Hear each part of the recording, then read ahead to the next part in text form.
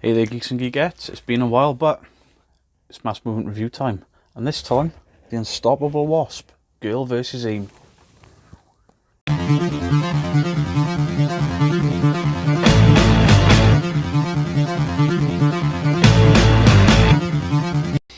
So, the Unstoppable Wasp, G.I.R.L versus A.I.M is written by Jeremy Whitley, with art by Alti Firmansaya and Gurihiru, Espin Grudetchen and Girahuru again, and the letter is VC's Joe Camagna.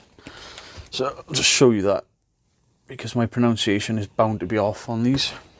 I initially struggled with this book. Obviously, a lot of the stuff I've been reading and reviewing recently, the artwork is sort of very adult orientated. The stories have been adult orientated, and my initial look at this was, this kind of looks like an Archie comic or something appealing to teen girls more than sort of me. It's not to say the artwork is bad. I mean, the artwork is good. It's just not the style I'm used to with more modern Marvel comics. However, the artwork really doesn't do justice to the story. The story is a very mature story. It sort of reads like a female teenager inspired or aimed at book, and then suddenly the story twists, and it goes into one of the characters suffering from bipolar, and she's trying to explain why she's the way she is to people with powers. And I thought that was quite a grown-up concept, and it was handled really well.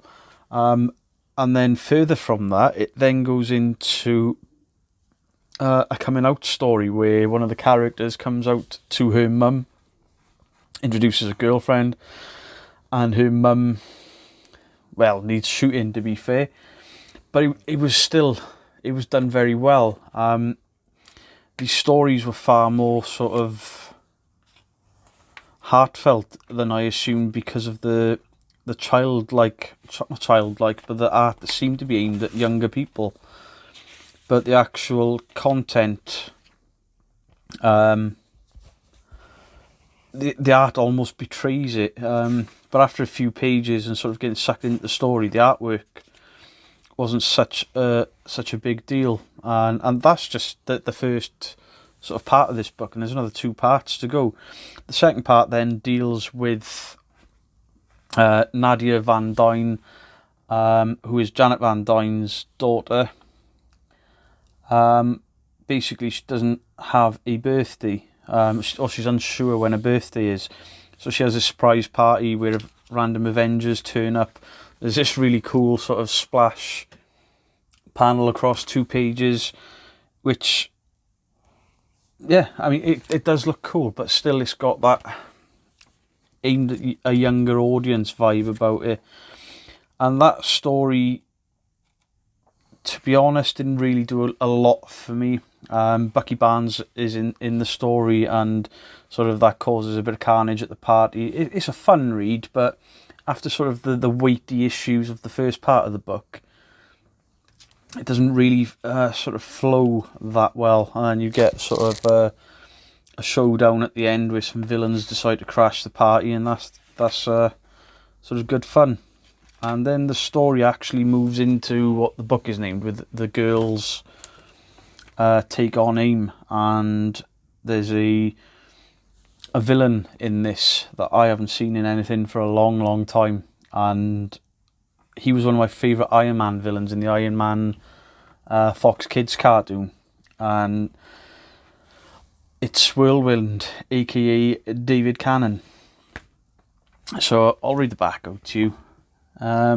Filled to the brim with solid character work and bright anime-inspired artwork, the buzzworthy adventures of the Unstoppable Wasp continue. The agents of G.I.R.L rally around Nadia Van Dyne as she recovers from a personal crisis that put the whole lab at risk.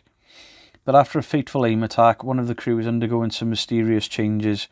What newfound danger will bring the Wasp back into action? Then, what do you do when your quasi-adopted stepdaughter reveals she's never had a birthday party and doesn't even know when her birthday is? Well, if you're Janet Van Dyne, the original Wasp, you throw together the best last-minute birthday party the Marvel Universe has ever seen. But what happens when Bucky Barnes, the Winter Soldier, crashes the party?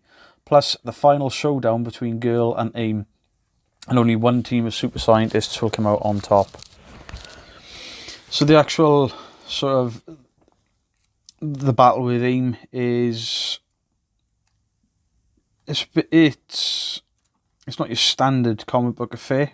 It shows all the powers of these sort of girls I've been reading about and the help they get from other sort of female team members.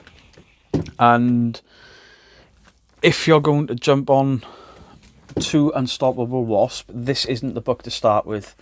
You need to start with Unstoppable Wasp Unstoppable.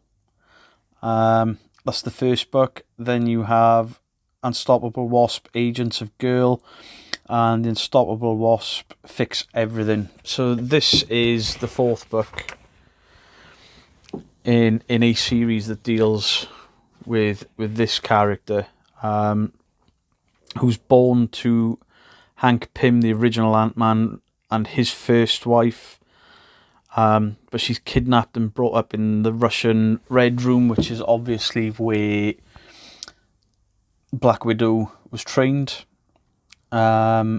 She reversed engineered her father's sort of Pym particles, escaped, travelled to America, to begin a life as the new Wasp. And now she leads this team of scientists, superpowered females. You'd have to read into the backstory to understand where the arguments at the beginning of this book come from, and it's not a jumping on point, but if you've read the beginning, I haven't read the books that come before this, but I did research them because this book didn't make much sense to me, so not a good jumping on point. But this isn't a bad book by any stretch.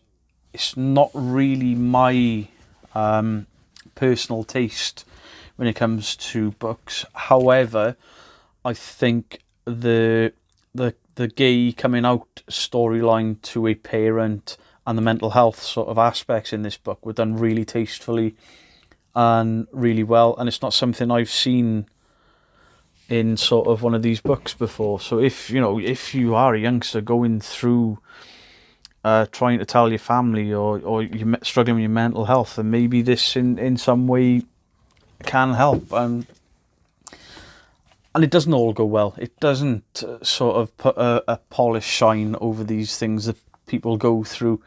It does deal with it. It doesn't go well, but it's tasteful. It's not done for shock value or anything like that. So, despite it not being my cup of tea, I would say this book, if you were into the new Unstoppable Wasp, it'd probably get rated a lot higher by yourself. For me, this book is probably a 6.5 out of 10. Not because it's a bad book, but because it's not really for me. But like I said, there are some fun elements in there. The final story does have your standard comic book action sequences, and they are done well and they are drawn well. If I find something that's not so spoilery, there is some really cool elements in there. As for character development, there's not a character in here that's written badly. There's not a bad characterization in there, and considering some of the sort of subject matter, then they've done really well with this book. It's just a shame that it's not my personal taste. It's more, it just doesn't really appeal to me, but I am glad I read it. I am glad that Marvel are tackling these subjects and teenagers can pick this up. Not just teenagers, but teenagers may struggle a bit more with these subjects, and to see a superhero going through it and to read about it may help someone. I don't know. So that's my mass movement review of The Unstoppable Wasp, G.I.R.L versus A.I.M. If you think this book appeals to you, please go and pick it up. Like I said, not a bad book, just not my sort of personal taste.